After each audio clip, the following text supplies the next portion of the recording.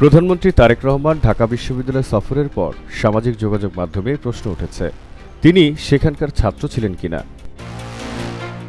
বিষয়টি পরিষ্কার করেছেন বিশ্ববিদ্যালয়টির আইন বিভাগের শিক্ষক আসিফ নজরুল। পোস্টে আসিফ নজরুল লেখেন, প্রধানমন্ত্রী তারেক রহমান ঢাকা বিশ্ববিদ্যালয়ের ছাত্র ছিলেন কিনা এ নিয়ে প্রশ্ন তোলা হচ্ছে। তিনি অবশ্যই ঢাকা বিশ্ববিদ্যালয়ের ছাত্র ছিলেন। তিনি 1985 থেকে 86 ব্যাচে আইন বিভাগে ভর্তি হয়েছিলেন। মাস দুয়েক ক্লাসও করেছেন। আইন বিভাগের উপরের ব্যাচের একজন ছাত্র হিসেবে তখনই বিষয়টি জানতাম আমি।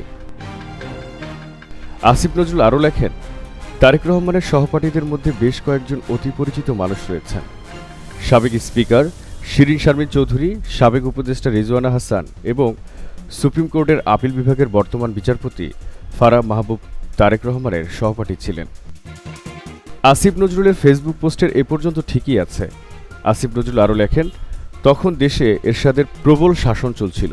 প্রয়াত রাষ্ট্রপতি জিয়াউর রহমান হত্যাকাণ্ডে এরশাদের সম্পৃক্ততার অভিযোগ ছিল। সম্ভবত নিরাপত্তাজনিত কারণে তারেক রহমানের ঢাকা বিশ্ববিদ্যালয়ে পড়াশোনা বন্ধ হয়ে যায়। মনে হয় আসিফ নজরুল এই অংশটা উদ্দেশ্যমূলকভাবে লিখেছেন। তারেক রহমানের লেখাপড়া ছেড়ে দেওয়া তথা ড্রপ আউটকে যৌক্তিকতা দিতেই তিনি কল্পনার আশ্রয় নিয়েছেন। আসিফ নজরুল নিজেকে সগর্বে বেগম খালেদা জিয়ার ভক্ত ও বিএনপির সমর্থক হিসেবে পরিচয় দেন। অন্তর্বর্তী সরকারের প্রভাবশালী উপদেষ্টা থাকার কারণে ভবিষ্যতে কোনো রাজনৈতিক পদ পাওয়ার প্রত্যাশায় তারেক রহমানের ঢাকা বিশ্ববিদ্যালয় নিরাপত্তাজনিত কারণে পড়াশোনা বন্ধ হয়ে যাওয়ার গল্প ফেঁদেছেন বলে মনে করার যথেষ্ট কারণ আছে। এরশাদ আমলে 1985 থেকে 86 সালে দেশে এমন কোনো পরিস্থিতি ছিল না যে ঢাকা বিশ্ববিদ্যালয়ে পড়তে এলে তারেক রহমানের নিরাপত্তাজনিত সমস্যা হতে পারত। 1985 থেকে 86 সালে এরশাদ উপজেলা ও সংসদ নির্বাচন অনুষ্ঠানের মাধ্যমে বেসামরিক শাসনের দিকে যাচ্ছিলেন। ফলে রাজনীতিতে নিরাপত্তাজনিত সমস্যা ছিল না।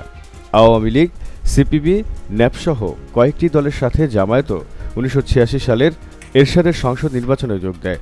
তবে বিএনপির নেতৃত্বাধীন 7 দল ও আওয়ামী লীগ থেকে বেরিয়ে আসা ইনু মেননদের বামপন্থী 5 দল এরশাদের নির্বাচন বর্জন করে।